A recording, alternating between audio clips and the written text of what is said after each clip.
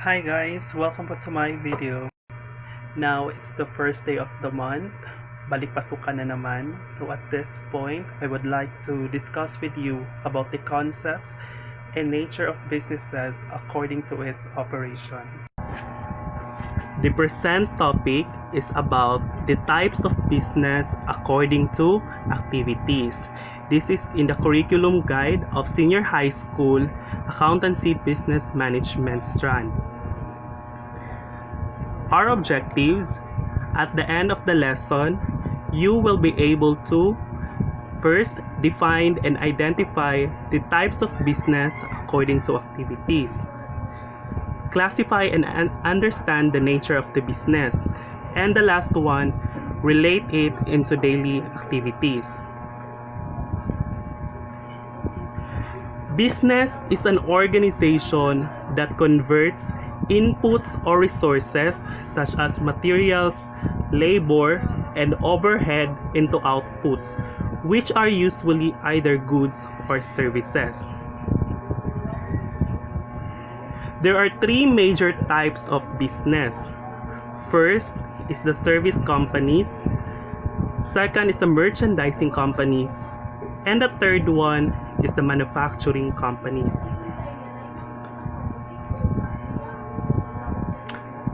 The service companies are the firms that generally use their employees to provide intangible products or services to customers.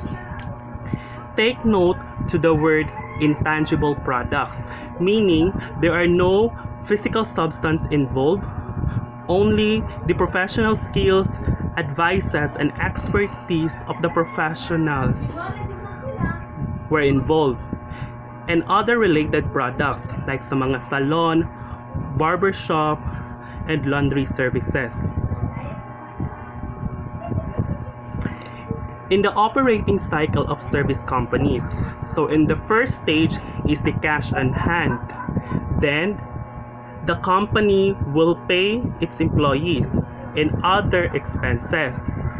Then, the latter will perform the services, and the last stage, the latter receives payment from customers or clients. In the merchandising companies, they sell tangible products. This type of business buys finished or almost finished goods from their suppliers and resell the same to customers. So the best example here is the sari-sari store. They primarily earn revenues from the sale of the goods of merchandise, also known as sales revenue or sales. There are two types of merchandising companies. First is the retailer, and the other one is the wholesaler. Retailer is a merchandising company that sells goods directly to customers. So again, the best example here is the sari-sari store or any grocery store. Wholesaler is a merchandising company that sells goods to retailers. The best example here naman po in the wholesaler merchandising companies like SM Supermarket and NCCC Supermarket. In the operating cycle of merchandising companies, in the first stage is the cash on hand. The company will buy goods, and these goods will store in the storage room or in the inventory room. In the inventory po, may tinatawag tayong FIFO approach, first in and first out products. So those mga old items or mga old products ay unang dinidispose or dinidisplay sa store. And those goods will binibenta sa mga customers. And the last stage, the company will receive payment from his or her customers.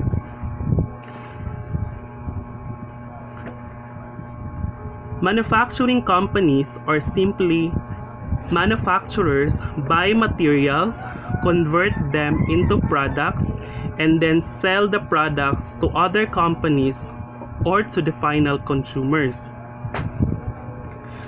In the operating cycle of manufacturing companies, so in the first stage, same pa rin, the company cash on hand. The company will pay for inputs, so it includes the materials, labor, and overhead, then converts inputs into finished goods. Then those finished goods will store in the inventory room or in the storage room. Then sell inventory, and the last stage, the company will receive payment from the customers. So among these three, so there are advantages and disadvantages.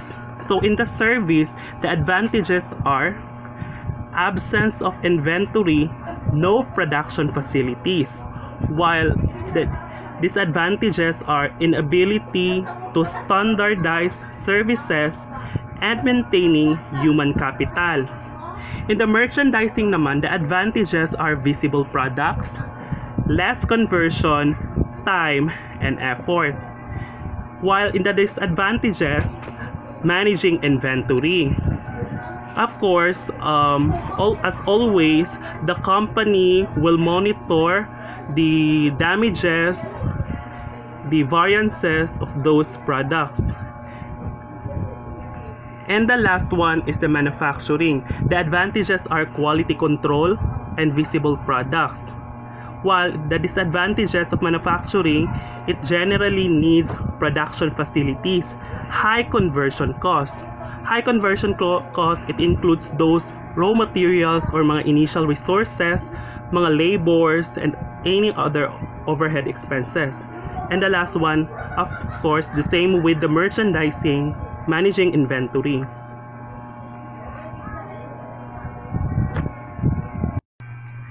And also take note that there are companies have a dual nature of operations, like sa Jollibee. They will also perform services like kiddie parties or any other special events. And at the same time din po, they are manufacturing in nature. And another example din po is sa SM. They were manufactured own goods like sa mga pants, t-shirts sa department store nila. And at the same time din po, merchandising in nature, yung supermarket nila. And also, they were also performed services like receiving payments for water and electrical bills sa mga landline connections sa PLDT, sa Globe, and sa cable or any other form of services. And that's all for a short discussion about this topic. I hope that you learned something at this point, and I ask you a favor to please hit like and subscribe my YouTube account.